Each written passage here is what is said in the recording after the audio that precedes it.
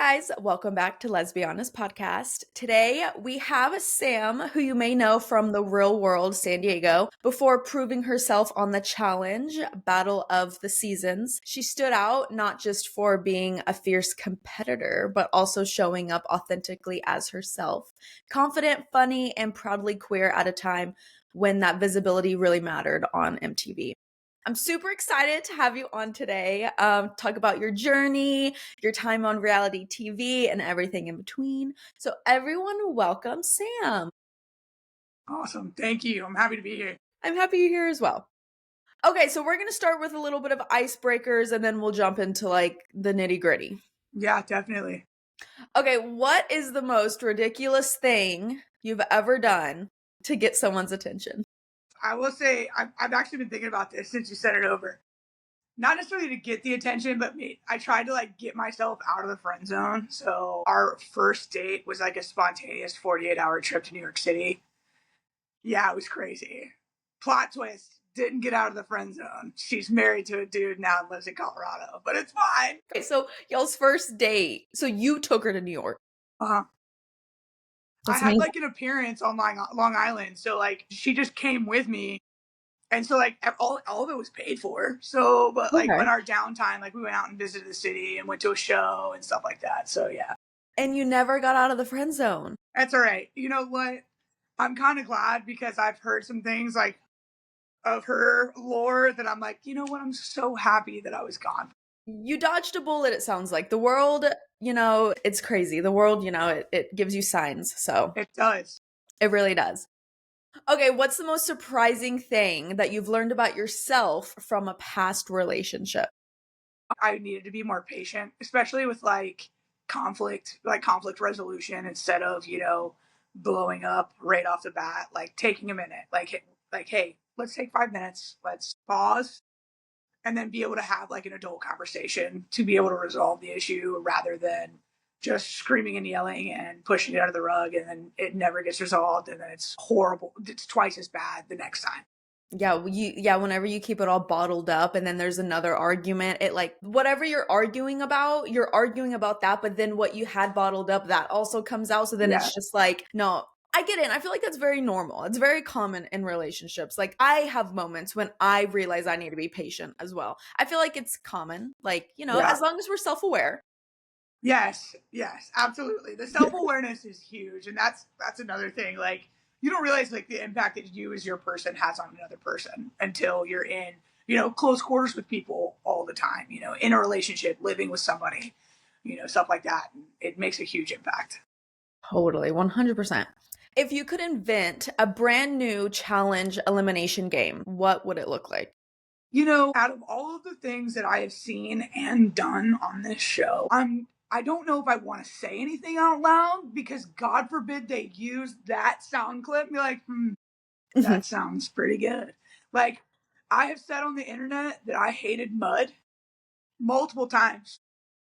And the very first challenge on All Stars was I was waist deep in disgusting mud. And I was like, cool.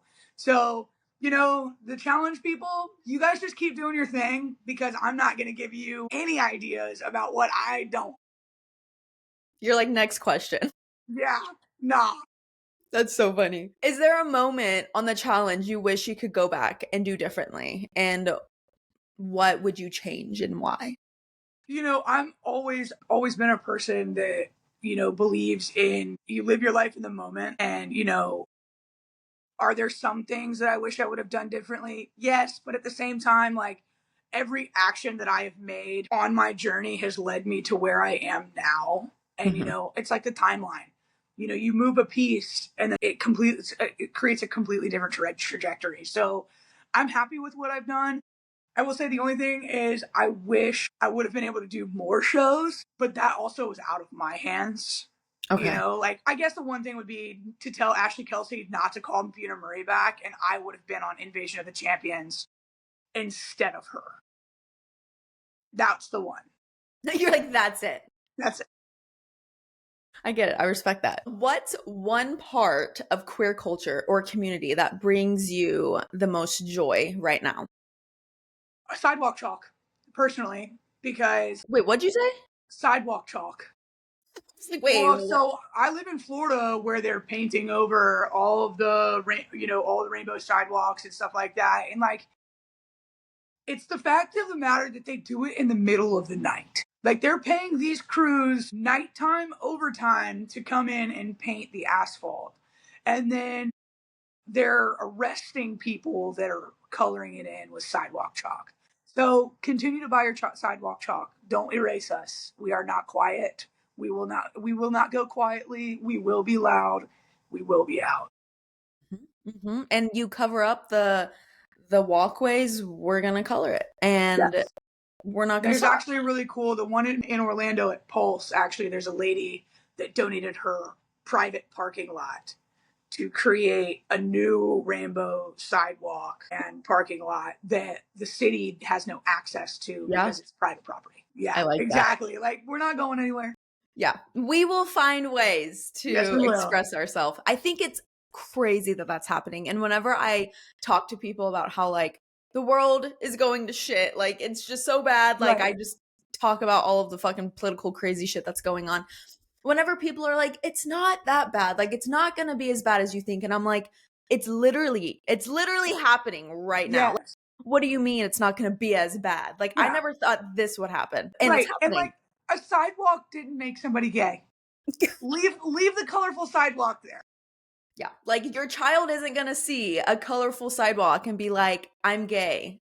That's Because not they're how it works. so concerned about children being indoctrinated and all of this crazy That's shit. not how it works. Let me tell you how many drag queens I saw growing up before I decided that I thought I was a lesbian.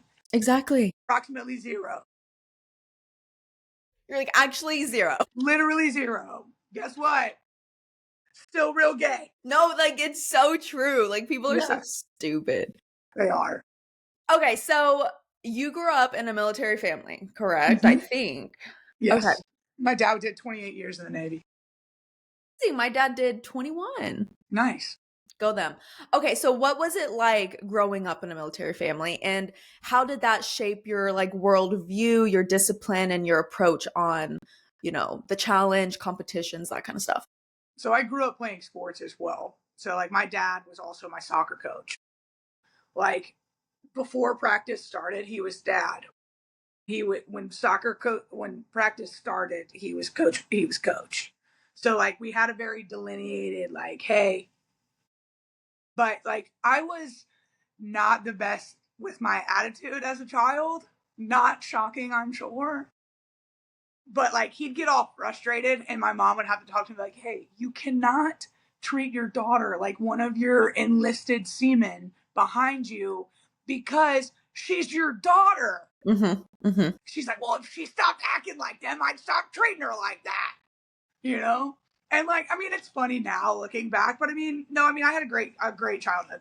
Yeah, My dad was gone a lot, obviously, so my mom had to play both roles, and I had to kind of stand up, and help out a lot more once I got, 13, 12, 13, 14, because I had a younger sister too. So like we would go over to the neighbor's house after school, but I mean, we also had sports, and she had dance, and mom had meetings, and then she got older and was Girl Scouts. And so like there was always all these moving parts. And so like I had to kind of like step up and help, which is totally. fine. I learned Yeah. how to cook at a young age, and I still love to cook. So like, hey, that helped. That's a positive. No, I played soccer my whole life. Well, I say Yeah. my whole life, but whenever I was younger up until like high school. My dad was also my coach, and he wasn't ever like screaming at me as a coach. Like luckily he was actually like he was able to like, differentiate, and be Yeah. able to like not. But there were moments where he would get on my ass, and I feel like to this day, like it has shaped me to like be I don't know, be competitive because like he was my dad, but he was my coach. And so when he was my coach, he pushed me a little bit harder. And so, Yeah. it all kind of ties into it. But yeah, there were moments where my dad would get on my ass and my mom would also be like, this is your daughter. Like, you're Right. not in the Navy. This is also just a sport. Like, Yeah. it is okay. So I Yeah. My totally dad, he was a firm believer of the lap running. Like if you like when we were younger, it wasn't really that big of a problem. But once you got into like middle school and we all started, like we all went to different schools. So like we would talk about our days. And so during our stretching period would be the time that we could talk about our days and anything not soccer. If we talk, and then once practice started, no more outside of soccer talk, which was fine. But if you got caught talking about anything other than soccer, he made you run laps. And I'm one of my best friends to this day. She was on. We've known each other since we were 8. Like I'll be 36 this year. She's like, and her dad was the other soccer coach, and we still have PTSD from running laps. For sure, especially Yeah, like in soccer, cardio and just like endurance is such a big thing. So yeah, like punishment, coaches are like run laps or run sprints, like back yeah, there and back, and it's always like, absolutely. but I was probably in the best shape whenever I was in Oh, soccer. I was in the best shape of my life. I did spring ball and then I did fall ball, but we did the sand soccer tournament in the summer. And then in between fall ball and spring ball, they called it indoor track at school. It was winter track. It was outside. There was nothing indoor about it. And so I would do that for between like Thanksgiving break and up until spring ball so that I didn't lose conditioning throughout the winter months. But I was in the best shape. The fastest mile I ever ran was 6:28, which isn't that. I mean, it's fast, but like, No, that's pretty good. yeah, Honestly, I've always been better at short sprints than long distance. So like whenever, like high school, like whenever I played high school soccer, whenever the coach was like, "Okay, it's time to run our mile." I wasn't terrible, but like I wasn't the best at the mile. I was always like the first one whenever we were doing sprints. Me and my sister, like short distance is our thing. Like yeah. we're fast, but when it comes to like long distance, I was like, So "You the guys zombie got it, apocalypse, you're not screwed me." for. Yeah. Perfect. Yeah, like it's just like, and some people are really good at long distance, and I'm like, good for you, but I'm like, it's just not me. Couldn't, A couldn't. friend of mine's training for the Marine Corps Marathon in DC in October. My And I'm goodness. like, that's so awesome. And she goes, I'm so crazy. I signed up for an ultra in December. I'm like, see, that's just not for me. Like, I will support you. I'll bring you your Nerds Gummy clusters on the sidelines and bring signs and cheer you on. But it's not for me. Yeah. No, I signed up for a 10K like last year, and one of my best friends, she's like, she doesn't really work out like at all. She's just like, I don't want to work out. It's not what I do. And I'm like, you know what? I get it. But I was like, I want you to run this with me. And she was like, fuck, no, I'm not running it. And I was like, you're gonna run it with me. Like if I'm signing up for this, you are too. And so she ran it with me. I mean, I was like, she didn't run it like beside me, but she did it. And afterwards, she was like, I actually feel refreshed. And I was like, good. Like, it's one of those things where it's like, I fucking hated it during, but afterwards I was like, I just fucking did Right. that. But then I'm also like, probably never gonna do that again. Correct. Yeah. I said that after Battle of the Seasons, and here I was last year filming another one. Yeah, exactly. It is what it is. Okay, so when did you first realize that you were, a part of the queer community? So I would say my senior year of high school kind of brought it into like, hey, this is a possibility. One of my mom's best friends growing up, actually, he's gay, and so like I've been around gay men. I have a cousin that's also gay, but like nobody ever talked about it, and I did, but like in mainstream media, there wasn't anything. So I didn't even know girls was an option. I came home from school my first day of my freshman year of high school. Mom, 2 girls were making out in the hallway. That was so gross. And because like I didn't know. And Yeah. then my senior year, fast forward, I'm like, oh. And then obviously as I came into those feelings and like realized what those feelings were and stuff, I looked back into like my 8th grade, years, and oh, I was like, oh, I had a crush on her. I didn't just didn't just care about her more than my other friends. That's what those feelings were. So like retrospectively, 8th grade. Actively, it's my senior year, really. So fun. Your freshman year of high school, you're like, ew, 2 girls are making out. And then senior year, you're like, oh wait, I kind It's of, me. I'm making out with the girls in the hallway now. yeah. You're like, I understand why they're doing Yeah. this. Well, it's also, the whole internalized homophobia thing is huge. I went through that because like it was taboo at the time. This was my freshman year of high school was 2004. So, I mean, that's, at those day and age, I mean, nothing was really out on, public mainstream media. Twitter didn't exist. Hmm. Facebook had just started at that time. MySpace was still the main social media platform. My God, MySpace. Where you ranked your friends in public on a page. Oh my God, wait. MySpace is when you would go to the profile and like you could put like a song, Yes. right? Yeah. Yes. It's like, Yes. It's how like Instagram's doing it now. You can put like a song in your little bubble. mhm, mhm. It was the same thing, but like it started off with one song and that was like your theme song. Like that Yeah. was your, like, you hear that song, you think of me. And then it got to the point where you could put like 10 songs on there. And then like you could go into the coding behind it and add like background wallpaper to your page and stuff like that. Like if somebody told me I had to go code a website right now, I'd be like, you're crazy. Meanwhile, MySpace me was. But it's funny, nowadays you can like get on AI and be like, hey, do this for me. And they'd be like, okay. Like the times Yes. are so different now. Like So it's different. insane. Yeah. Okay, so you've described yourself as a stud lesbian. How do you define that term for yourself? Do you still identify with it? So stud now, I can't identify as that because there's been changes in terminology, which I'm cool with. Yeah. So I now identify as masc because there was a lot of hostility a few years ago between the stud and the masc wording, and of what was it, BIPIC, right? By- BIPOC. I think it's POC. I think you're right. But I'm like, we should know right. this. And like, I'm not here to argue. I'm not here, what? If you want it, have it. I'm not here to cause issues.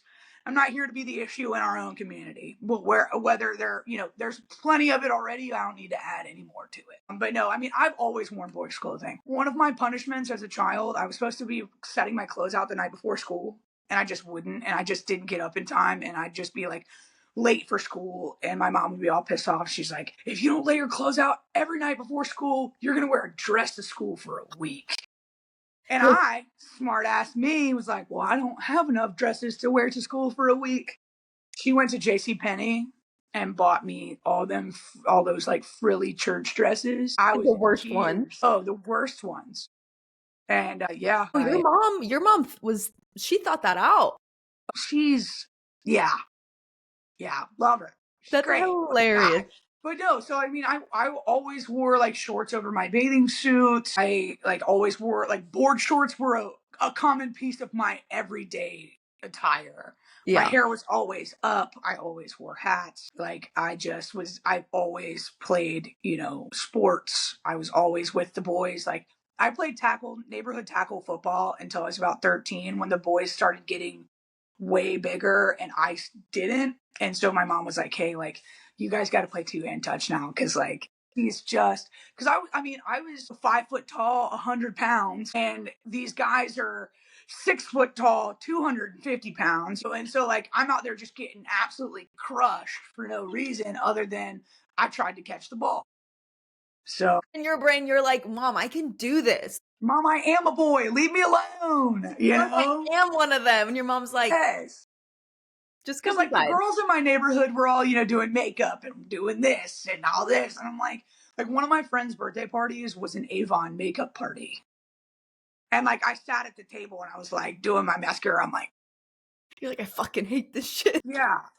And like we watched Titanic and like all the girls are crying. And I'm like, I look over at the mom who's also crying. I'm like, why is everybody crying? And then I went upstairs and played with her little brother. Because I was like, Yeah, you're like, where are the boy toys? Where's the right, monster trucks? Where's all the cool right. stuff? Yeah. So like, and it's funny because like her little brother, we were all really close in age. The girl's birthday party, I believe she turned 36 in September, but was a year ahead of me in school. And so, and he's a year under me. But I was always closer with him. And so when I turned like 12 and 13, we were told we weren't allowed to have sleepovers anymore. And I was like, why? Well, you're a girl and he's a boy and he's coming of age and and all of these. And I was like, that's my brother.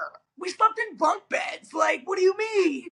You're like, nothing will ever happen. I am Right, but disgusted like even thinking about it. exactly. And like at that age, I'm not thinking of other things. Like we're staying up late playing Crash Bandicoot and Twisted Metal on the PlayStation after we were supposed to be in bed. Like So funny. Did you ever we have a put boxing gloves on and punch each other in the face. Like, what do you mean?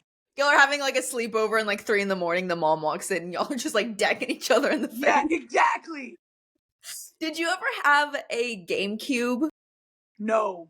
So we didn't have my mom was very adamant that we did not have any game systems in the house. We had my sister and I shared a Game Boy Color when it first came out.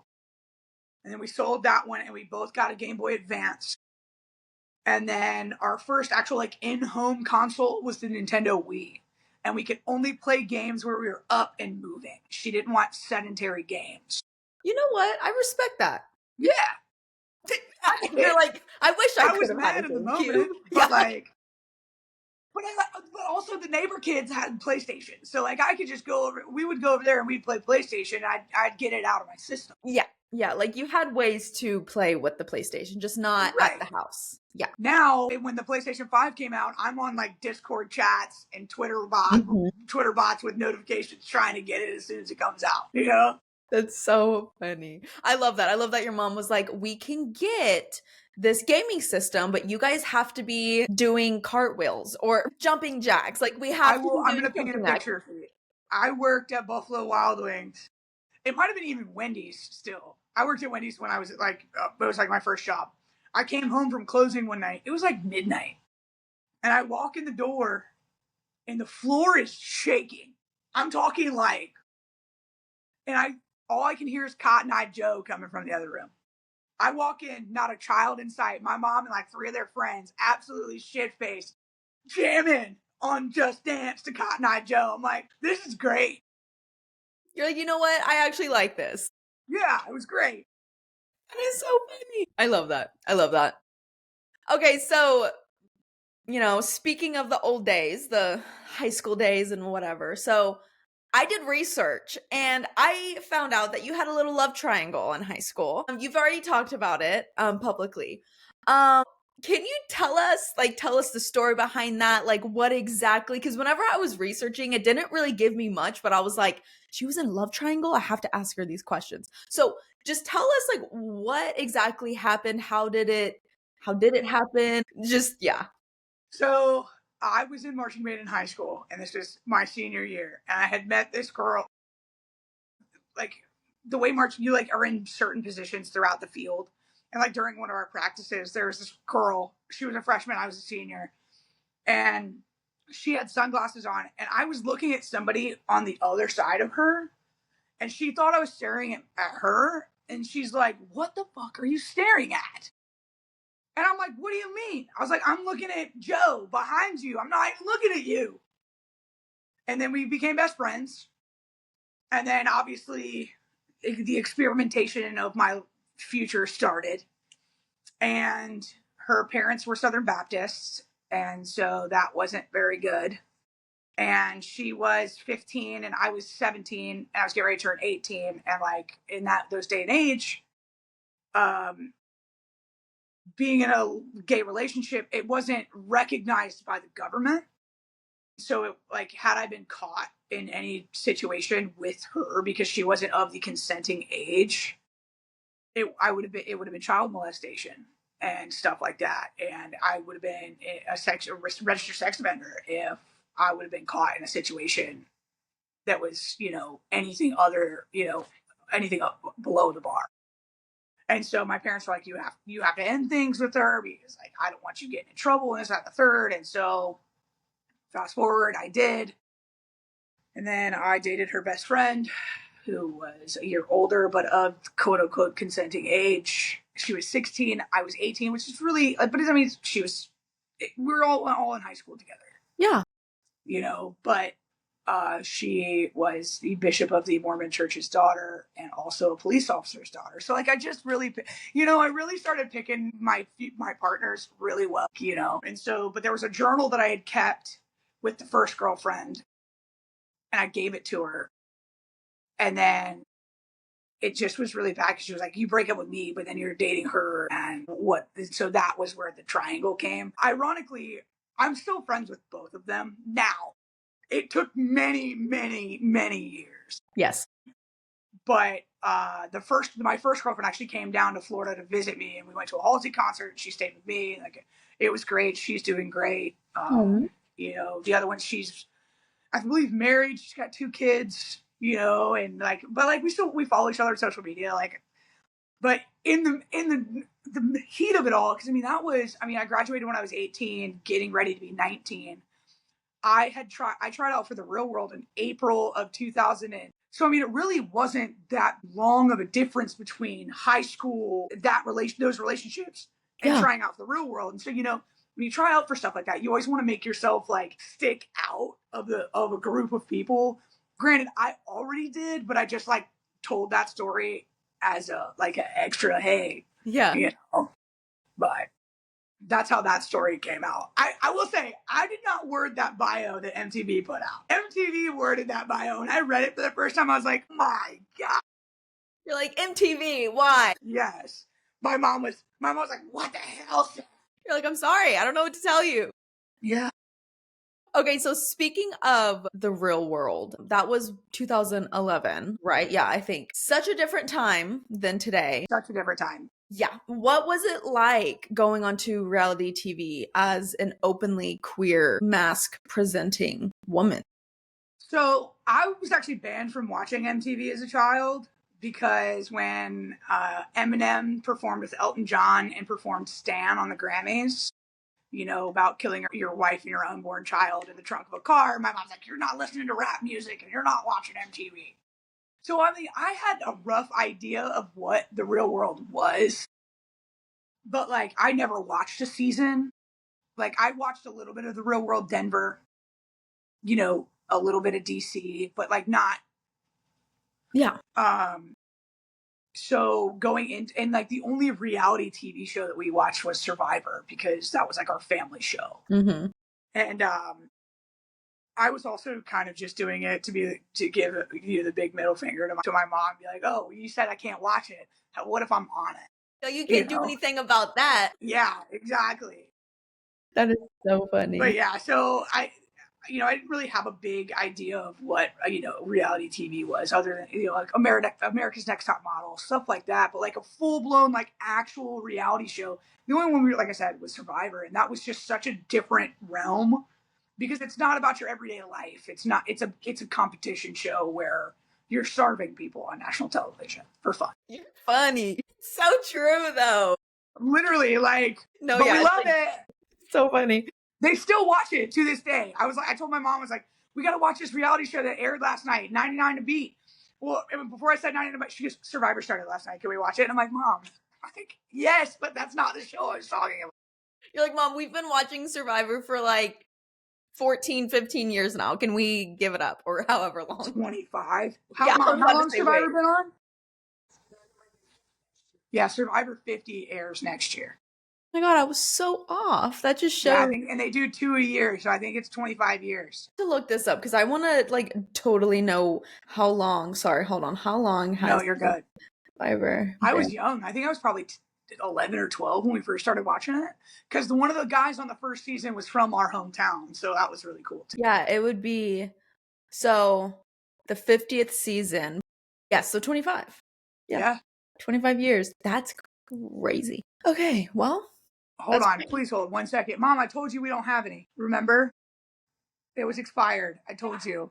I threw it away. She's down here for 2 weeks. So she has a bucket of stuff, hairspray, mousse, lotion, all of her stuff, so that she doesn't have to keep bringing all of her stuff down. Yeah, that's smart. But there's purple shampoo, but it had expired. So I was on the phone with her before she left. I was like, hey, I don't have any purple shampoo. I had to throw it away because it's expired. Just use one. Yes. We were at Walgreens last night, and and we both forgot. So when you go to Walmart today, just grab some more, Mom. Anytime, Mom, love you. She was fidgeting in the closet without the light on. Then she turns the light on, and then she's in there. I'm like, let me help her. So, right. Wait, what is she down there for? Just visiting? Yeah, well, yes, but she also she's getting her second knee replaced on the 10th of October, so she's gonna be housebound for like a month, pretty much. And so like she wants to come down here. She wanted to come down here and get like a last tour. She's retired. My dad's not, so Yeah. she was like, "I'll come." She likes to come down a couple times a year and just hang out, and we'll just like we're currently doing the most ridiculous amount of laundry known to man. The last time she was here, you can put this in. You can edit this in. She counted how many pairs of underwear I have. I had 86 pairs of underwear. Wait, that needed to be cleaned or just in general? No, that were clean, but just in general. I think I have like at most like 15 pairs of underwear. Oh, that's crazy. That's a 3-day trip. You gotta take all your underwear with you. 3-day trip is 15. Girl, do you not girl pack your underwear? What if you piss yourself every day that you're there for 3 days and you only brought 3 pairs of underwear and now you have no underwear? Did you just ask me what if I piss myself? Is that like a common thing for you? Are you like pissing yourself? No, but like it's just like, or like you go out and you're out walking around and it's hot and your underwear is sweaty and you want to change it before you go to dinner. Now you don't have any extra underwear. You know what? The sweatiness, 100%. Like, Yeah. 100%. You know what? I get that. I would say though, like, I would probably bring, let's say it's like a 5-day trip. I would probably bring 10 to 15 pairs of underwear. So that's all your underwear. You know what? I need to buy more underwear, I guess. I guess that's it. I need to buy more. Yeah. I mean, I have a laundry basket that's like 3 feet tall. That's all socks and underwear. That's it. That's how my partner is. My partner has a lot of underwear and a lot of socks too. And I'm like, I get it. But you also like, I sleep in just underwear. I hang out in my house in just underwear. Yeah. Like when I worked from home, I would literally be in a hoodie and underwear. Yeah. So like, I'm not wearing a lot of clothes. Like I live alone. Yeah. I'm going to go through so many clothes when my mom's here because I have to be clothed all the time when she's here. You're like, Mom, my ass cheeks cannot be out in front of you. I'm sorry. Right. No, I always sit in underwear. I used to be naked all the time. And then my ex got a dog that's used to sleep in the crotch of your knees, like right by in all of your stuff. And he's a Chihuahua. And I was like, if that Chihuahua just happens to like nose up and I get a nose in a place where I don't want. So I started sleeping in underwear. And so now. Yeah. I get that. The dog isn't even here anymore. I still sleep in underwear. You're like, it's just a habit now. Right. Like when I filmed All Stars, sleeping in a shirt. Yeah. I get it. Okay, so back to the real world. So getting put in a house with 6 like random people from different walks of life has its challenges, obviously. Were you nervous? I know you said that like you didn't really watch MTV that much, but you knew how the world was in general about queer people, especially like more masculine presenting women. So were you nervous going on like a reality TV show as a queer woman, especially knowing that like it was mainly men on the Real World, right? Wasn't it? Or was it split down the middle? We had 4 girls and 3 guys on my season. So they try to do, it's normally 7 people. I think Cancun was the only season that had 8. Okay. But they try to do either 4 men, 3 women, 4 women, 3 men. That way it kind of creates as even as possible. Yeah. Dynamic. That makes sense. But yeah, I mean, I was definitely nervous. I never lived outside of my house. I was still living with my parents when I left to go film The Real World. I had never had a roommate that wasn't my family. I had never gone grocery shopping. I would go out to dinner with my friends, but most of the time, like, I'd be going out to dinner with my family. So, like, that whole aspect of, like, having to pay for stuff was a really big thing because, like, I didn't have to do that when I went. But yeah, I mean, going into it knowing that it could be anybody that I get paired up with, especially like the room situation. I was definitely nervous, but at the same time, like, I make friends with people in the grocery store line. So like talking to people and getting to know people, that's never been hard for me. I started out in the service industry. I was a waitress. I was a server for a long time before I went and did that show. So I mean, talking to all walks of life it just came naturally to me, and it still does. I mean, I'm a bartender now, and I do that every day. Yeah. Yeah, like you can adjust pretty well to anyone. Yeah. Yeah, no, I get that. Yeah, whenever I was watching The Real World with you on it, the dude that you were matched with, honestly, most of the dudes that were on the show, besides Frank, they mentioned things about you being queer, and it was like they were so disgusted with it. And I was like, did you ever hear them say those things, or was it always like away from you? Um, the one that, definitely comes up is when, we were waiting to go bowling and, Zach, said the line that he did. And, that one definitely did. And like, I mean, it definitely still sucks now. And I mean, in that time frame that was filmed, a kid had just committed suicide due to, bullying because of his orientation. And so like, I was more so disappointed in MTV's matter that, like, before after the episode aired where Adam and Nani had their domestic altercation in Vegas the season before us, she did a PSA, of, if you or someone is dealing with domestic violence, here's the hotline number, blah, blah. There's help out there for you, blah, blah. But they didn't do it for this. Um, and it's the same thing, with how I was treated on, you know, by him on, or by them on, by Battle of the Season. Nothing was said or done about that. And, I've always said that, had I been maybe a feminine presenting person, I think they would have handled it differently, which isn't an excuse, but it is what it is, unfortunately. And I think that it needed to be addressed, especially in the timeline that we were in back then, and especially because like if that would have happened now, Oh my god. canceled, that episode never would have aired. He would have been blacklisted for that reason, or him and Frank would have been blacklisted for those reasons. But like, it's just different timing, and with cancel culture now versus then, I mean, it definitely sucked on my end because I was the one that got the brunt of it. But I mean, Zach has since apologized. I actually the rainbow flag that I hung up on my side of the room. Mhm. He wrote his apology on the rainbow Oh. flag, and so yeah, he and I talk probably once a month Okay, now. good. Yeah, because whenever me and my partner were watching it, because we kind of like watched a couple of the like we re-watched some of the episodes like a week or so ago, just so I can like be Yeah, of course. up to date with what it was. So many things that people said on that season, like The Real World, I was like, this person would be canceled. Like literally what you said, like the things that people said, I was like, I was so shocked. I was like, there's no way that this aired. And my partner was like, well, Kinley, you have to realize this was like 2010, 2011. Like Yeah, times were so different. it And was 14 years ago. I was like, that is insane. We thought we had it bad in 2011. Take me back, because this 2025 shit is for the birds. You're like, take me back. I don't want to be here anymore. Yeah.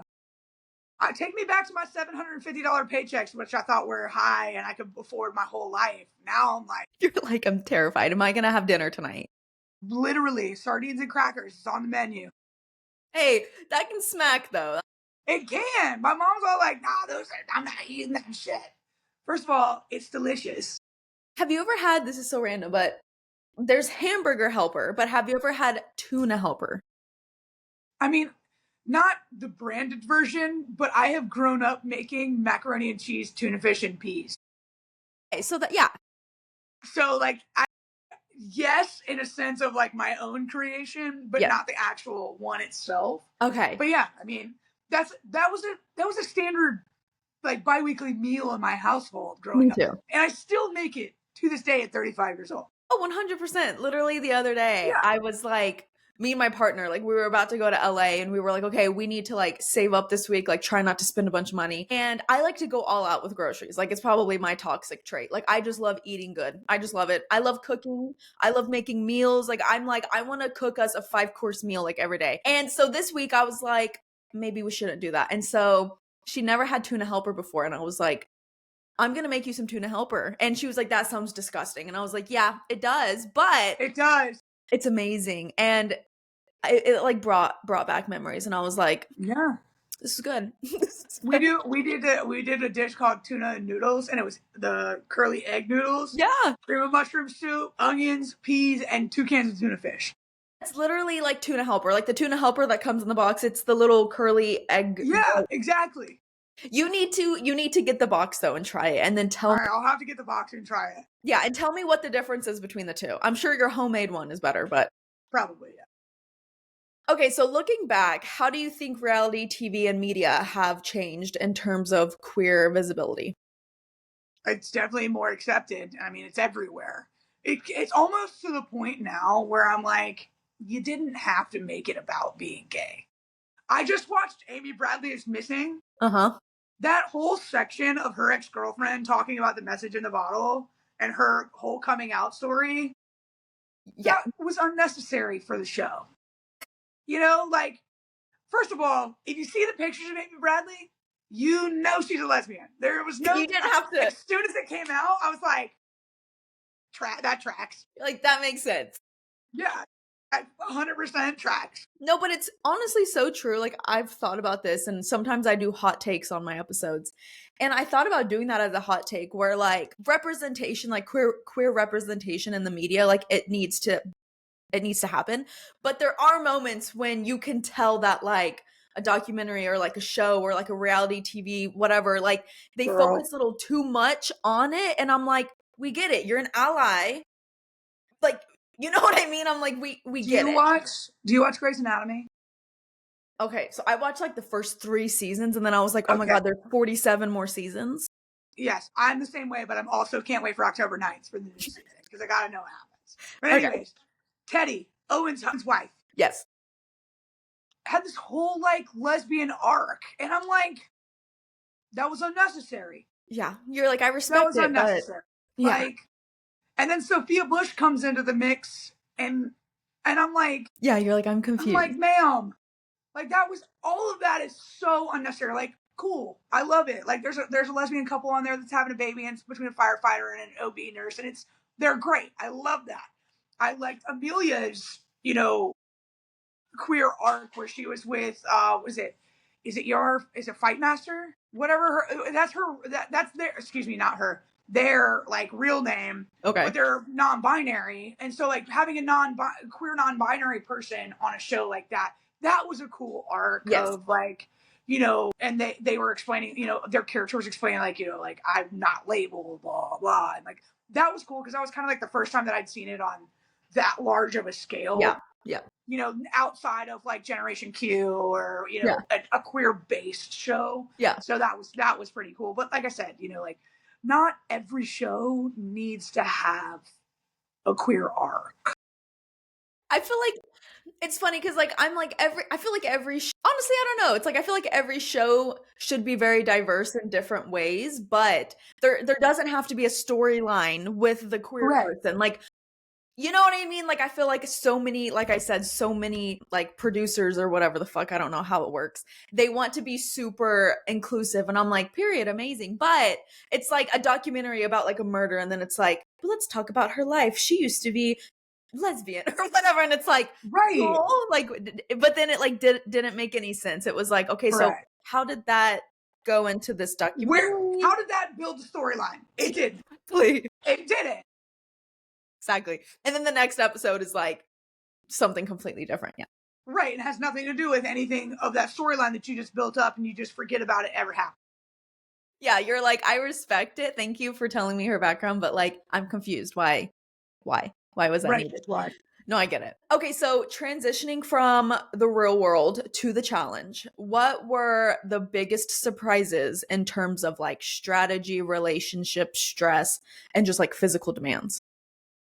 Physical demands. I had literally quit smoking cigarettes the day I left for the airport to fly to Turkey. So like, I mean, and I wasn't I wasn't in the best shape. I wasn't in bad shape, but I wasn't in the best, and I wasn't a gym goer. Meanwhile, the other 3 people on my team were. So that part definitely.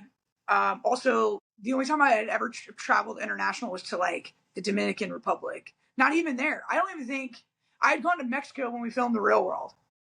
And I think that was the only, and I went on a cruise to the Bahamas. That was the only international. I'd never been to another continent. Yeah, like And Turkey. so that Oh was my first time away from my family. We get one 10-minute phone call a week home. my gosh. It's the second time I'm living with other people. The first time I had 6 others. This one I had 31 other people. We're living in bunk beds. There was no hot water. The AC didn't work. The food was mediocre at best. Yeah, how does the So food work on the challenge? Like, I'm always it's wondering. catered. It's catered. So like we get breakfast, lunch, and dinner catered, and then our fridge is filled with like sandwich stuff, hard-boiled eggs, like snack stuff. Our freezers filled with like chicken, steak, Okay. stuff like that, pizzas. So like if we don't want whatever they brought, we have other food like burgers, hot dogs, stuff like that we can cook. Like I cooked a ton on All Stars because I was like, this food is ass. You're like, let me whip something up for us real Yeah, let me quick. just whip something up. But as far as like mentally, it was hard just because I had been away from my family, and I'm a very big like family first person. I'm very very close with all of my family, so that was definitely difficult. And it was hard because like I didn't realize how careful you have to be about what you say and how you say it and around certain people because everybody's a fucking rat on that show. Everybody, Truly. you like even some of your teammates are the ones that are like doing shit. And I'm like, so like you literally are in a house with mediocre food, no hot water, no AC, away thousands of miles away from your family, and everybody you can't trust anybody. Yeah, you're like, the list goes on. So like I mean, my anxiety was on 1,000. Like I mean, I when I got home after the final, I flew from God. It was I think it was like a 45-hour travel day for me. It was the worst of my life.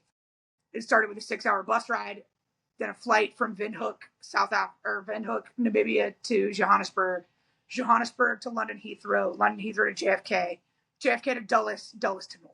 That sounds like a nightmare. It was I a would. nightmare, especially because there were storms in DC and my flight in JFK was delayed so long that I missed my connection in DC. Thankfully, I have friends that live in DC. They came and got me. My girlfriend at the time drove up the 3 hours, met me, but I was like not mentally prepared to see her yet. I wanted like a little bit of time to like decompress because I was so high strung. Totally, yeah. And I hadn't driven in 2 months, so she drove home, which was fine, but like she reached her arm across to like grab my like just to hold my arm. And I literally like reached across and grabbed her arm because I was on such high alert from the show Yeah. that like I hadn't come down yet. Yeah. And like I mean I was in therapy after that for like 3 or 4 months just to like completely rid that fight or flight mentality that I had been in. And I mean it was rough for sure. Yeah, I can't even imagine. Like, whenever I watched the challenge with my partner, I don't know how, like, I was thinking the same thing. I'm like, whenever people get done with their season, I wonder if it's hard for them to go back to like their life because they are so secluded and like their life is so focused on this game, and you have to be like so aware of your surroundings. You can't trust people, and you're just like you're sleeping in bunk beds. You don't have like, I don't know, it's just like a crazy situation. Yeah. And people see like the challenge and they're like, oh, that looks so much fun, I'd love to do it. And I'm like, it looks fun, but I'm also like, that it just looks like it. There's a lot of downtime too, which a lot of people don't realize. Like, so if we have a challenge day, and depending, sometimes if it's something where like the first challenge, yeah, we were out there for a long time having them prep it, but like for All Stars, that first challenge, because we all went at the same time, it was done in 7 minutes. I mean, we sat out there for 4 hours beforehand, getting it all finished, like set up, but like the actual challenges themselves sometimes don't take very long, and then we're done, and then we go home, we shower, we nap, we eat dinner, we drink. Then the next day is deliberation, and then we have elimination that night, and then the next day is an off day. So like deliberation doesn't happen until the later afternoon, or like we have like 5-6 o'clock. Mm-hmm. And then we go to the elimination ring, do that, we get back by 10, and then the whole next day we have off. And then the same thing, challenge most of the time in the morning. But as soon as we get done, we're home. and we have that whole night, and then the whole next day till deliberation, and then a whole day off again. So like there's so much downtime. You guys able to like go out and explore like I know so No, y'all are like not on y'all the are like challenge. okay. So like the real world, we were like we could do Yeah. whatever we wanted. I mean, we had a curfew, but other than that, like we could go and do whatever we wanted So for the most part. okay, so the challenge is more totally like structured and the real world was just like let's have fun. Mhm. That's why when they have the clip, like they show us out at the bars, we go bonkers because we can order food off of a menu. We can drink the amount of alcohol. I say the amount of alcohol that we want. That's not a true statement, but no, they're crazy about alcohol now. Like it was bad in 2012 when I filmed. It's like the real world, there was no limits. On the challenge, like you get 4 bottles of wine, 2 white, 2 red. You can't get another bottle until you return an empty wine bottle. Oh my gosh. The vodka is dyed blue. I'm allergic to blue dye, so I can't even drink that. The beer and turkey tasted like ass, so I didn't drink any of that, and I'd never drank wine. So the first night I called my parents, I was red wine drunk, sobbing my eyes out because I was hammered, and it was like 2 o'clock in the morning. But it's like 8 o'clock. It's 8 o'clock on the East Coast. Yeah. Yeah. But for All Stars, if we went out, we were only allowed to have 5 drinks total, clear liquors only. And I was like, dude, I drink tequila. I was like, if they don't have white tequila, oh, and they said, and no shots. Okay. So, but it's also liability because I mean, Totally. we all have seen how much the show has transitioned from like CT punching Adam in the throat, Corey slamming Tony, things like that, to where we're at now. Like we got cut off on All Stars one night because they thought one of the cast members got too drunk. She had a glass and a half of wine, and we were like, bro, she's just crazy. She's just a lightweight. She was on part of the Moms on the Loose group where like all these moms that don't have their kids are letting loose and having fun, like It's like let the girls have fun, man. exactly. I was just about to say that. Just let them have fun. Yeah, my partner, she mentions this all the time. She's like the challenge, like it's good now, but it used to be so much better back in the day. She was like, I mean, it was better because there was more like free for all, like there was fights, like there was like, people getting like sloshed, like just drunk and like there wasn't it wasn't as structured, Yes. Yeah. And that's the thing, like the reason why, Katie and Veronica were rivals because the infamous topless argument between Veronica and Katie, that doesn't happen now. Yeah. Mm-hmm. Mm-hmm. Yep, exactly. Yeah, my partner, she's to the point where like the episode of the challenge came out yesterday and then the episode last week, like she hasn't watched those two and she's like, I'm just kind of getting bored. And I'm like, oh, because the challenge used to be like her thing. Like she loved it. And like and they upped the money. So everybody's focused on the money. Granted, I mean, we've always been focused on the money, but like $1 million is $1 million. $500,000, that's a lot of money. Yeah. Like that's it, and so like people are really focused on the actual competition and the alliances and the trustworthiness and stuff like that. So like everybody's minding their manners for the most part because you don't want to piss off the wrong group, or you don't want to get kicked off or whatever. Yeah because there's so much on the line. Yeah, no, I get that. It's just unfortunate. Bring back the drama. That's what I'm saying. My partner says that all the time. She's like, where's the drama? And I'm like, I don't know. I was like, apparently last night's episode was a big episode because I think that's the one where Anissa and Ashley have their argument. Okay, I need to tell my partner because I think I watched the kickoff episode where they ran up the mountain and were able to pick their partners. Yeah. But I was like, oh, I'll catch up. Now it's like episode 8 and I'm like, damn, that's a lot of TV I gotta watch. Yeah, you're like, I don't know if I want to watch all that. Yeah, no, I get it. And the season, there's really not, like, I mean, I don't want to talk bad about the challenge, but it's not really anything crazy this season. Right. Like, I'll be honest. So what they're doing, this is like their newer version of Fresh Meat. Yes. Instead of doing a Fresh Meat, that's in New Threats, which they needed to get a new pool of people because you're running out of people. Like, I'm not ever going to do Flagship again.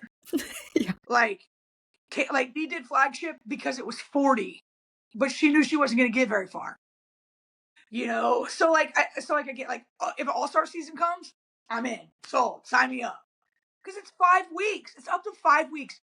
They called me to be an alternate for 43 months of filming. And I'm like, no. Do you guys get paid to be on the show?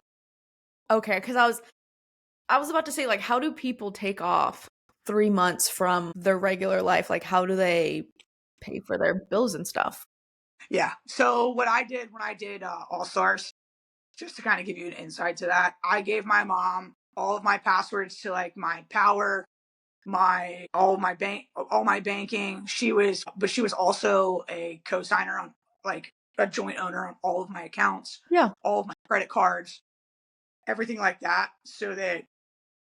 And then also like my rent app, so that all she took care of everything while I was Yeah. gone. Granted, it was only a month that she had to do stuff with, but that's what a lot of people will do, is they'll just have like somebody that's kind of just takes care of all of that stuff while they're gone, and we get wire transferred our money, so it just goes right into the right account, so like I didn't have to worry about transferring money or anything like that.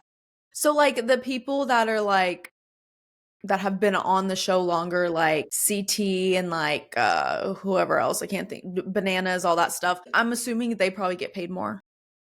Oh yeah. Yeah. Okay. I figured. Yes. They probably, I am not confirming this. I don't know. This is my theory. Okay. I'm pretty sure they get paid like for one season what some families make in an entire year. Nice. So take that with a grain of salt. Like I said, unconfirmed. But I mean, some of them get like, they have to. But I mean, at the same time, people are like, why? I don't want to see this person anymore. Like, but like, that's their job. Yeah. They just go do that, and then they're good for the rest of the year. Exactly. Yeah. So, like, for example, like this season, Bananas, he got, he got booted in, like, the, I don't know, the third, Yeah, I fourth. was like, that was like the third or fourth episode. Yeah. So you think he still gets paid for like the whole season? No, no. So you only get paid. You only get paid for however long you're there for. You don't Okay. get paid for the whole season. Okay. Okay. Yeah. That makes sense. Yeah. Okay. And we have pay periods. Like, so like if you get sent home in the middle of a pay period, you get prorated for how many days you were there per Gotcha. week. You don't get the full week pay. Gotcha. Okay. That makes Yeah. sense. That makes sense. Okay, so on the Battle of the Seasons, your team won. What do you think were the biggest factors in that success, and like what lessons did you take from that win?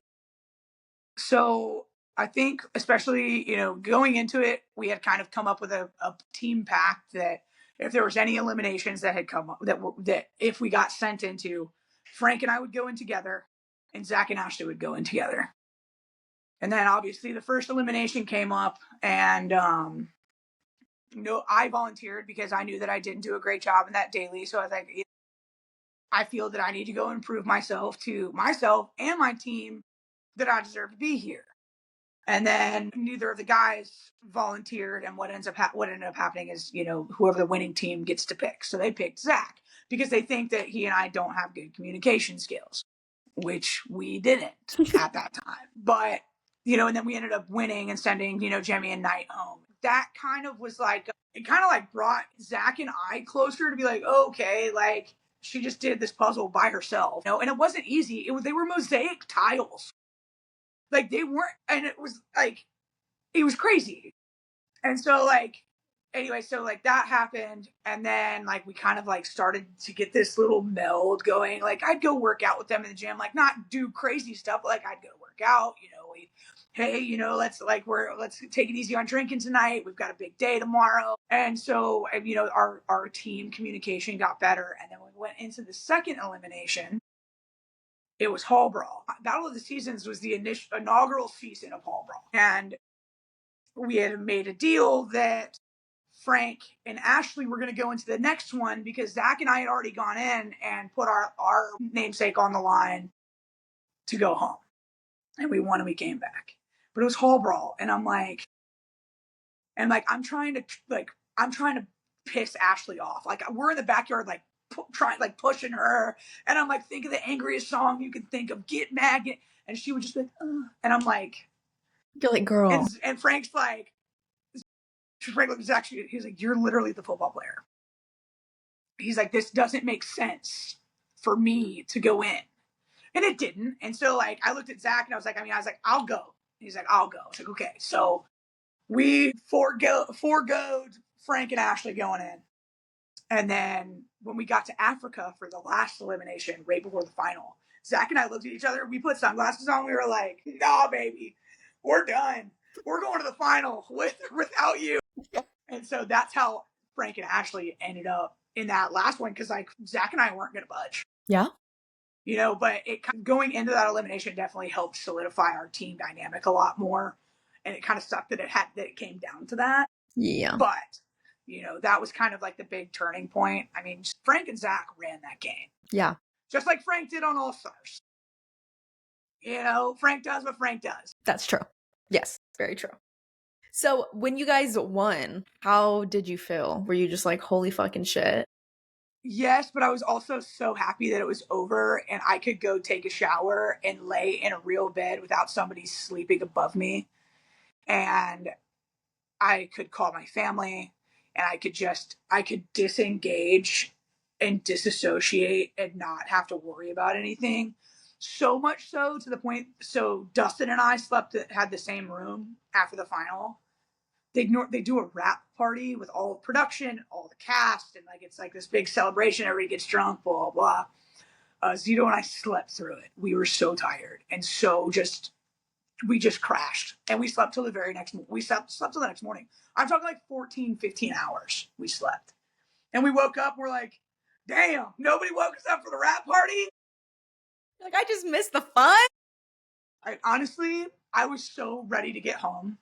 I honestly didn't want to see any of those people anymore. Zito and I were fine because I was fine with Zito because he and I slept in the same room like for the whole show. So like, and he and I both had girlfriends back home. So like we always kept each other in check of like, hey, we would literally, before we would drink or go out, we would click our heels together like, Dorothy from Winter Survives. But we'd say our girlfriends are at home. So that we weren't getting drunk and doing stupid shit on TV. That's sweet that you guys had each other to keep in check. Of course. You're like, I actually saw him a couple years ago. I got to meet his fiance and him. I went to New York City with some friends and we got together and we did a bunch of Irish car bombs and then we went ice skating. And it was hysterical. That sounds like the best time. It was great. It was amazing. It was great. 10 out of 10. So after 13 years away from the game, what made you want to go back and compete on All Stars Rivals? I was very hesitant on it, but I had talked to a couple people that had done the previous seasons of All Stars to kind of get an idea because, the mental anguish that I went through on on Battle of the Seasons, I was terrified. I was like, I don't want to do that again. I was like, granted, I was 22 years old when I did Battle of the Seasons versus 34 years old now. So like my mental health is a lot better. My emotional stability is a lot better, things like that. I know how to go through my life without wanting to make everybody happy. And like now I don't care. Like if you're not happy, I'll do what I can, but like, I'm not going to go overextend myself, and but I talked to a couple people and they're like, it's so much more relaxed. Like it's not anywhere near flagship. Yeah. And I was like, well then fuck it. I mean, why not? Yeah. Go make some money. Well, that was the thing is that the timing of it. I'm a huge Swiftie. Don't know if everybody's ever told you that. Huge Swiftie. To the point so where like me and my friends bought tickets to go see her in Switzerland because we couldn't get tickets in the States. So I made a 2-week Europe trip. I did 3 days in Paris, 3 days in Zurich, 3 or 4 days in Zurich, 3 days in Venice, 5 days in. Because I mean, the flight to Paris is the same amount of money if you stay 3 days or totally 2 weeks. Yeah. So I girl mathed it and the flight was free. Pretty much. Yeah. So our show was July 4th. No, July 9th. July 9th. And so when they told me the dates for the show, for start of filming and then as late as you would be there, it was July 30th or June 30th, and my flight to Paris was July 4th.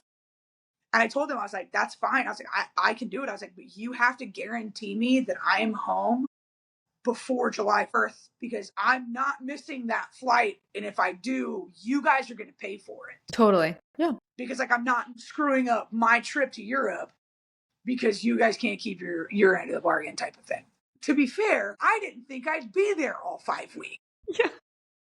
You know, I was like, I'll be there for a week, maybe 10 days. I'll come home. I'll be able to pack for Europe. I'll be able to break in my brand new shoes that got sent to my house while I was gone. Do all of these things. And I got to do none of those. I went to Virginia first, surprised my family. No. I was in Virginia on the 30th of the 1st. I left the night of the 2nd. Came home, slept.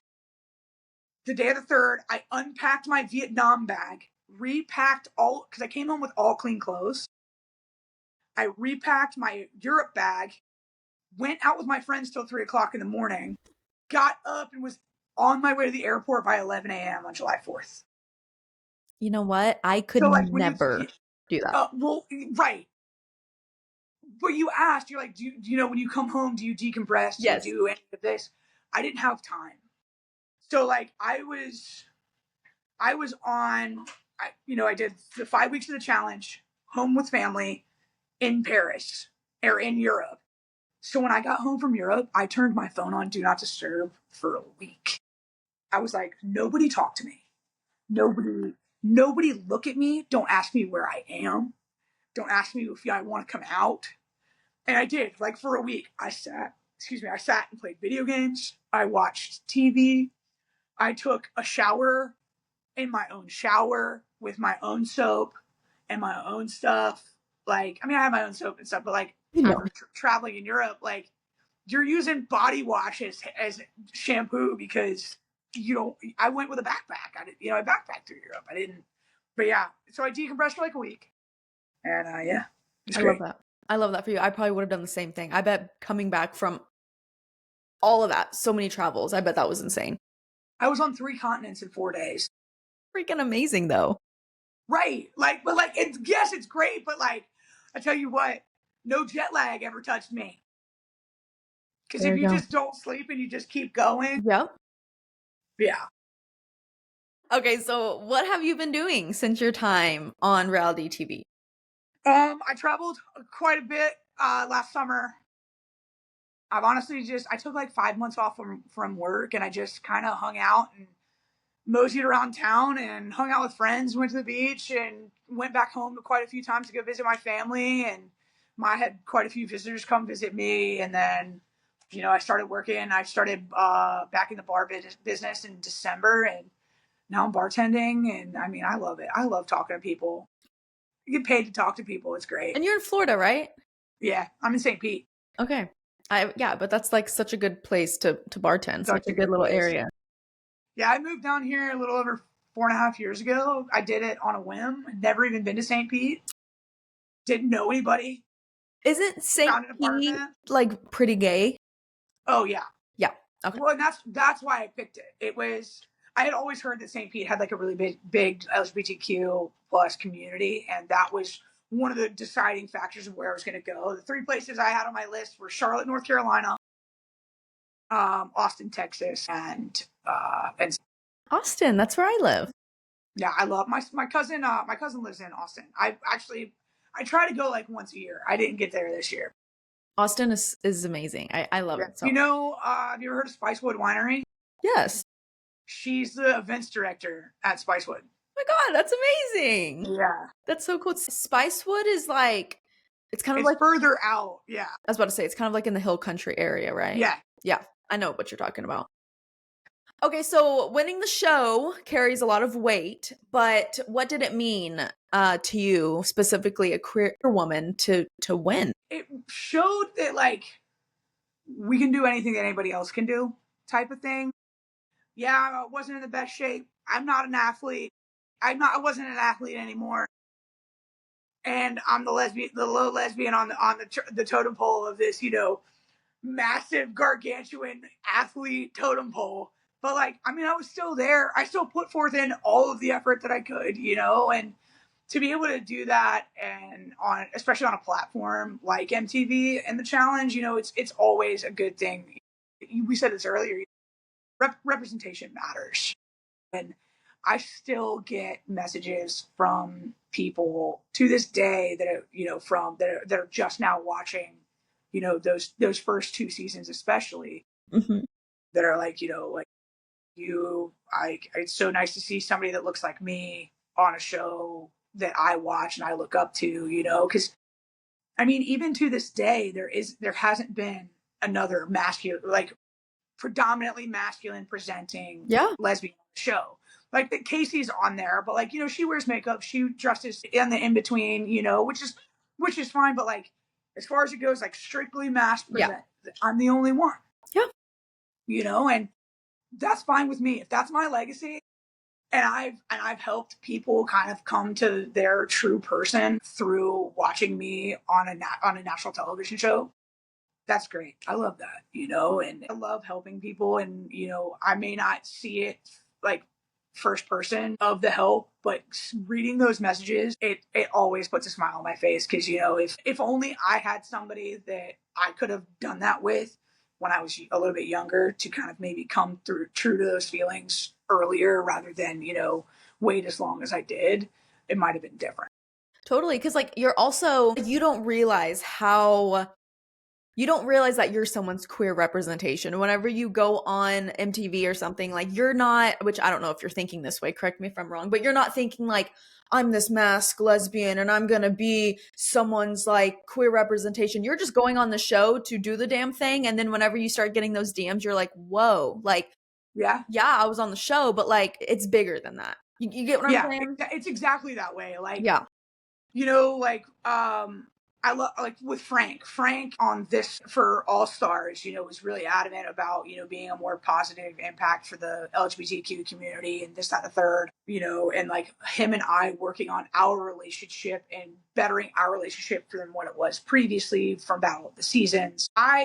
He's very much about representation and talking about all the things and advocating and all this. And not to say that I'm not, but from my experience, just going out and doing it and being that representation is a lot for many people, especially in these middle America small towns that have never seen somebody look like me. And then those questions get answered in their own heads of, oh, it's okay to do this and it's accepted because she's here. And I'm not in an acted role, I am me. I am me on screen, off screen. Totally. 100%. I love that. Okay, so what are your goals for the future? Like, do you have any fun projects coming up? Are you dating? Any more TV films? Anything? Just anything. I don't know about TV, but maybe. It just depends on timing. Okay. As far as things coming up, I'm doing a Celebrity Over the Edge charity weekend in December in Orlando. And in this year, I'm supporting the Trevor Project. The Trevor Project does so many good things through the nation with LGBTQ youth, and especially with the times that we're living in now with LGBT and youth and trans kids and everything. I want to be able to help with as much as possible. So I'm raising money for them this year. And that Over the Edge weekend is great. You get fans. It's like Survivor, Big Brother, Deal or No Deal Island. Like a bunch of reality show people get together. People pay to come and hang out with us. We get to rappel over the side of the hotel and like rappel down the side of the building. Yeah, it's You're so excited much. for that? I've skydived. You're like, we get to rappel off of a fucking skyscraper. And I'm like, what? Yeah. Yeah, that I love it. It's great. But it's really cool because like the fans get to kind of experience some of the stuff that we get to do in that aspect, of the heights and things like that in a controlled environment that's not for competition. But they get to try something that, they probably would never do Yeah. alongside some of their favorite competitors, which is really Wait, so the people that show up, not the reality TV stars, just like the regular people, do they rappel off of the side of they can, yeah. Okay. Good for Yeah. them. And they'll go up, like you can pay, like you can donate more money to like a certain like reality stars charity, and like you can go up with that specific group and actually repel with those people, like your favorites and stuff like that. So it's a really, like, we do escape rooms out throughout the weekend. This year I think we have a decades party that we're gonna do. Last year it was Christmas, so I bought this peppermint, like peppermint, like red and white peppermint blue suit that had peppermints all over it, and wore that. I wore like some crazy outfit for like the 90s party that we had. Like, but it's cool because like it's just like it's a mingling event. Like the fans just kind of mingle and stuff like that. We stay on property and we have our own hotel rooms and stuff like that, which is nice. So like we were able to like go back to our rooms and escape, and like we'll have like house parties in the Yeah. hotel. And we'll go get, like, I always drive because I'm only like 2 hours from Orlando. So like I'm the only one that has a car, so I'll go up and do a beer run, come back, and we'll pregame the parties. And it gets to be, I've met a lot of really cool fans of the shows and stuff like that. It's a lot of fun. That's awesome. Yeah. And you didn't answer. Are you dating? I'm open to dating. I'm not dating. Okay. I peeped No, it. I was I like, just the apps are crazy. People are insane. I've downloaded them, and then I'm like, why did I do this again? Yeah. So, I mean, when the time comes for me to be settled, it'll happen. I get it. No, and the apps literally are insane. Like, Insane. they're insane. Like, quite Insane. Like, literally. there was this girl that I matched with, everything was cool, and like, there was no ounce of anything that she had kids on her profile. And then we're messaging, trying to meet up, and she's like, oh, I have my kids this weekend. I'm like, I want, like, if you have kids, that's cool. Like, I don't mind dating somebody with kids, but like, not disclosing the kids up front on your profile. Yeah. It's like it started off immediately kind of like secretive, which, Correct. yeah. No, I get it. You're like, I'm just be good. upfront with What me. else are you secretive about? Yeah. Are you actually still married and you're just doing this on the side? Like, no. No, yeah. Like, honestly, like our brains go to different places. No, I get it. 100%. And I always say I'm a doctorate level girlfriend. Like, I'm not an entry level girlfriend. Like, you must come, your resume must include your full blown, like, first heartbreak. All of your, you must have already done a lot of crash outs, because I'm not the one. You got to be out to your family and friends. Yes, of course. I'm not going back in. So you want like Queer Ultimatum with Pilar. When Pilar hid Haley for 8 years, slapped him. No, ain't gonna be me. You're like, I would never. Me. I would never. I could never. Yeah, no, that's crazy. I've had a good amount of people from the Queer Ultimatum on, and I haven't had them on, and I want to have them on so I can be like, let's talk about this. You know, like, well, yeah. And like, I will say this, like, I can tell how much I've grown just as a person and as a future partner, because when I first started, like, old toxic Sam, Dana would have been my number one. Healed, growing Sam, adult Sam looking for Haley all the way is the only answer. Sweetest. Right. Like, and I haven't met any of them. Like, I know Marita because she lives in St. Pete. Yeah. We ran into we've known each other for like 4 years. I know her. Yeah. And Ashley. So like, when she told me she was doing this, I was like, bro, that's crazy. You're like, good for you. Yeah. Well, no, the sad part was that I already knew how it ended because I watched Ashley's journey moving to Denver. So like, yes. Yeah. You're like, oh, I already know how this show is gonna go. Yeah. Yeah. Yes. Okay, so you want your person to come prepared, trauma dump on you, let them know everything, or let you know everything that they've been through, just to put it all out. Yes. Don't be afraid. I want to do all of that shit up front. I don't want to be like, oh, well, 6 months in, be like, oh, well, me and my ex did this. I'm like, why didn't, like, or my ex did this to me, like, things like, another thing, fucking triggers. Tell me up front. Cause like, we don't need to be in the throes of shit. And then you have like a whole blown panic attack because you didn't say something about something else that happened in your life. And now I'm the asshole. Exactly. Nah. Yeah. It's like, yeah. No, you know what? I am the same way. It's so funny. Sorry, I'll get you out of here. I know we went over. Oh no, you're good. My mom went to Walmart. She's gone. Your mom's like, she's every time she comes here, she's like, you need this, you need that. I'm like, Mom, yeah, no, you need that while you're here. Yeah. I will never use it. she's like, I'm going to get you a lamp to go over by your table so that you can read stuff. I'm like, Mom, I'm not from the 80s where I don't do paper bills like you do. Like, I turn my phone and I pay my bill and I put it away. It's gone. I'm paperless on everything. I don't balance a checkbook. I don't need a light over there. So funny. Your mom's like, let me get you a lamp so you can read the newspaper. And you're like, Mom, that's not Right. how it works anymore. No, it's not. But what was I saying? Oh yeah, so right when I first met my partner, I like interrogated her, and it was the funniest thing because I'm a very blunt person. Like if I like you, I want to know everything about you. Right. I want it to be upfront, and if you're not upfront with me and you're kind of hesitant about it, like I understand like it's our first, second date. Like I get it. Some people don't want to be upfront, but I'm the type of person where I'm like, I'm interested in you. If you're interested in me, then we're putting it out on the line right now because I'm not wasting my time. Right. You know? I'm dating for the future. I'm not dating for fun anymore. Exactly. I'm like, yeah. And it's like, I respect and I get that people aren't as open as me. Like, I need to be aware of that. But also, if you're my person and I am interested in you, you have to be upfront with me because, again, I'm just not wasting my time. So I get it. I get it. Okay, well, that's the end of this episode. Thank you so much for coming on. I know you. Yeah, of course. Do you have work today? No, it's Thursday. I play bingo every Thursday. We go to the American Legion, post 305, and me and my lesbian friends, we all play bingo every Thursday. You know what? I love that. I have friends here that go and they play. Oh my God, I can't even think of it. But it's like when they ask you questions and you have to answer. Trivia. Yeah, I couldn't think of it. We play trivia on Tuesdays. Oh my God. I'm like, I want to join a trivia team, but Yeah, we're the Trashy Trishas. Love it. And we have a mascot. What is it? Like, it's a blow up BDSM goat that has like lingerie, like garters and fishnets on and a garter belt. And a bow on her head. You know what? I feel like I wouldn't expect anything else from you.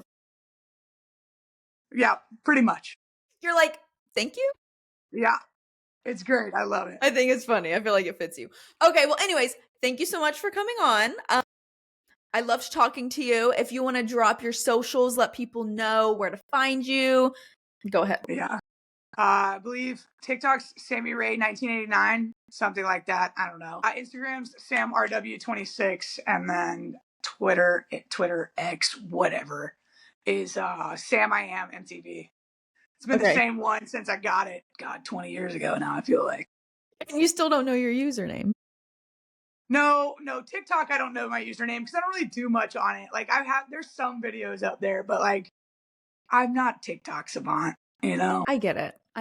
That's how I am with this. Like most of my audience is on obviously like Apple Podcast and Spotify, like their listeners, and YouTube and TikTok. I suck at, well, YouTube I post every episode, but TikTok I suck at posting. I'm like, I need to post because like, I don't know, TikTok is like the thing. I don't know. Yeah. Like, I haven't quite figured out the algorithm. Yeah. And like, I'm not a dancer and I'm not doing all that crap. And, you know, like I tried to do the transition one time and forgot to film the other half. And then we were drunk and disheveled by the time we got back and tried it. It was bad. That's so funny. Me and my partner, we just did a funny like little video on TikTok, and it's like not going viral, but it has like 5,000 likes right now. And I'm like, I love that. This is the content they want. They don't want the clips of my podcast. Like, unfortunately, I guess me and my partner will just continue to post our own stuff, but there you go. It's so funny. Okay. Anyways, sorry. So for my listeners, I post every Wednesday. I have some really cool people coming on, so definitely stay tuned and I will talk to you guys later. All right. Bye.